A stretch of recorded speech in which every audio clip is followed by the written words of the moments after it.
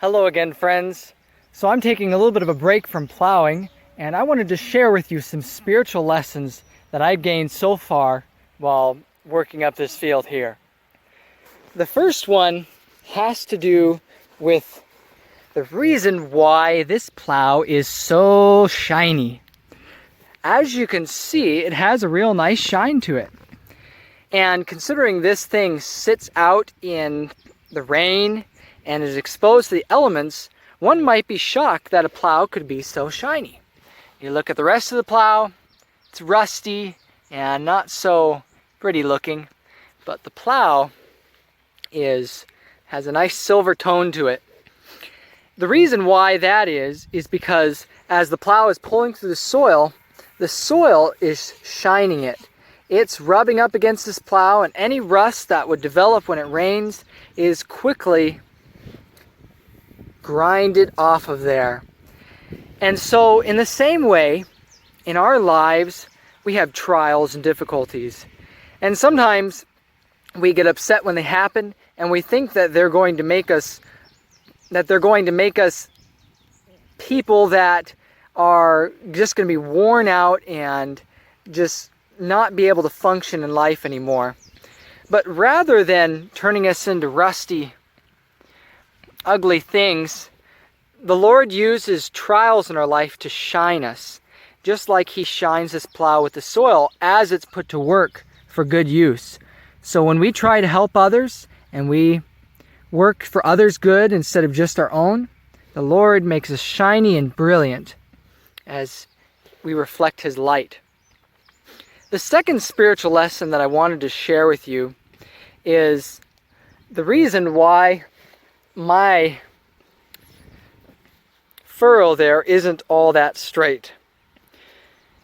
When someone is using a turn plow like this, there's a lot going on as you're driving, and that's why during the video you might have seen my phone turn in different directions and such. That's because as I'm driving to stay in the furrow, there's all kinds of forces that are trying to pull me out to the right and to the left.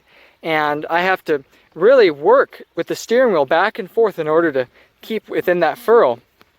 Not only that, but there's constantly the chance of getting stuck, which happens maybe a couple dozen times over the course of going down the row. And so I have to lift up this control arm control here that raises and lowers the plow out of the ground.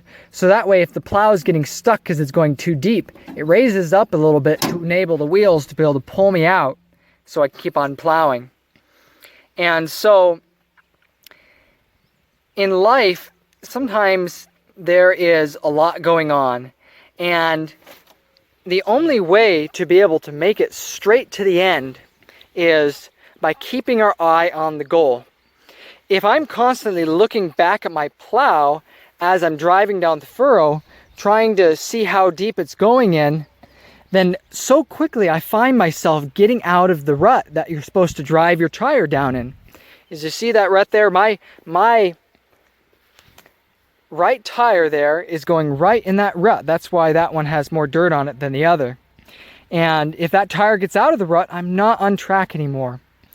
And so in the Bible, in Luke 9:62, there's a verse that says that if we don't, and I'm paraphrasing it, if we don't set our hand to the plow and not look back, then we're not fit for the kingdom of heaven.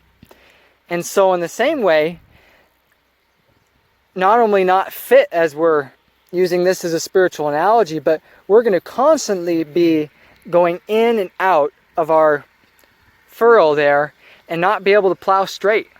And God wants beautiful straight work, and anything less is not fitting for the one that, as the Father sent His only Son to die for us and giving everything for us, we can offer as His creation a beautiful life of commitment and focus on Him that doesn't look back to the things behind us, but just focus on plowing forward and plowing straight.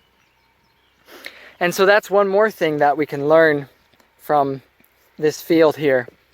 The last thing I would share is that The reason we're doing this in the first place is to loosen up the soil and to flip over this grass here that I've already destroyed with the rototiller, and also the subsoiler did some damage to it too. But now that grass, rather than being left on top, needs to be flipped over underneath the soil. Otherwise, it's simply going to regrow and is going to choke the plants and take the nutrients that they need in order to survive. And so we need to get that soil flipped over so that way all of this on top is going to break down underneath and become good fertilizer for the roots as they stretch down their roots into the earth.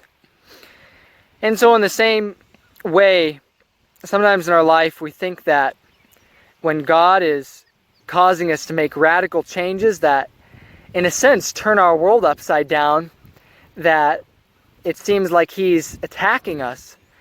But really, all He's doing is seeking to get our field ready to grow better things than we've been growing in them before. With all the briars and the weeds and the different things that came up in this field before, wasn't all that useful. And grass is great, but I'd rather have tomatoes myself. And so the Lord repurposes us, takes us from what we're doing, but in order to do that, sometimes, just like this furrow, He needs to turn us upside down. And so I hope that as God does these things in your life, that you will be willing to accept it and be happy that He is working on your heart. And I'm going to seek to be doing the same as I continue to try and learn all the lessons that He has for me in my work. And studying nature alongside the Bible is what I found to be a wonderful key to a blessed life, because God has things to teach us out here. The beautiful trees and the wind and the sky, the soil, the plants growing. And He also has beautiful things in His Word, which Jesus said that these words are spirit and they are life. So there are breath and our strength to make it through this world. So God bless you all, and I hope you enjoyed the video. Happy physical and spiritual harvest.